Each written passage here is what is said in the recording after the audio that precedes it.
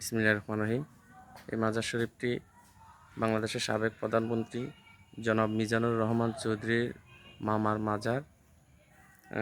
এখানে যিনি শাহিদ আছেন উনি হলেন শাহ সুফি হজরত খুরশিদ আলম চৌধুরী। এই মাজারেরই প্রায় 40 বছর ধরে খেদমতে নিয়োজিত আছে খাদেম সাহেব। আপনার নাম কি? মোহাম্মদ আনোয়ার হোসেন। হ্যাঁ, আপনি কত বছর ধরে এখানে খেদমতে আছেন? 40 40 বছরের বেশি নাকি? মাশাআল্লাহ, 40 বছরের একজন বেশি সময় ধরে এই মাজারে খেদমতে আছেন একজন প্রবীণ ব্যক্তি। এটা মাজারটা কার? মাজার খুরশেদ আলম নানু মিয়া। হ্যাঁ, এই যে সুফি হ্যাঁ, শাহ সুফি হজরত খুরশিদ আলম চৌধুরী। হ্যাঁ, আলম। হ্যাঁ, ওনার মামায় কি ওই যে বাংলাদেশের সাবেক প্রধানমন্ত্রী ছিল? হ্যাঁ, মিজান সাহেব। মিজান সাহেব এখানে আসছে উনি? আসছে ইটা রসুলের কাজ হয়েছে। উনি এটা করে দিছে না? হ্যাঁ।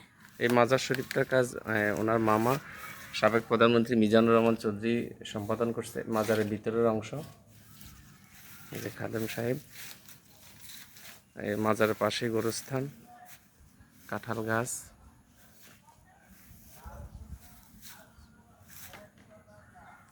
মাজারের এরিয়াটা একটু দেখানোর চেষ্টা করি।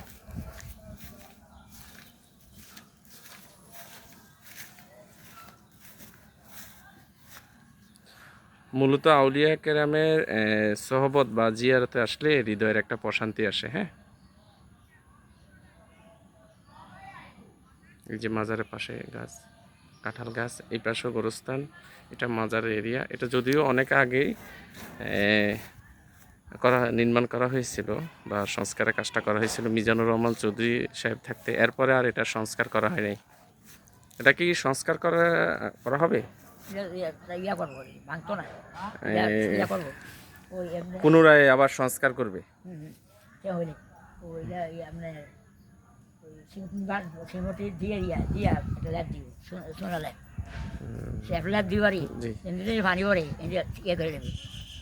মাংস লাগবো কথাতে আরেকজন আছে তো রশিদ চিনি।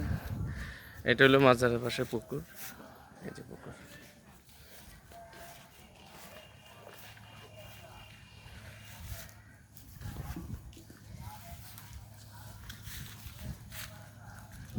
এই যে মসজিদ, মাজারের পাশে মসজিদ।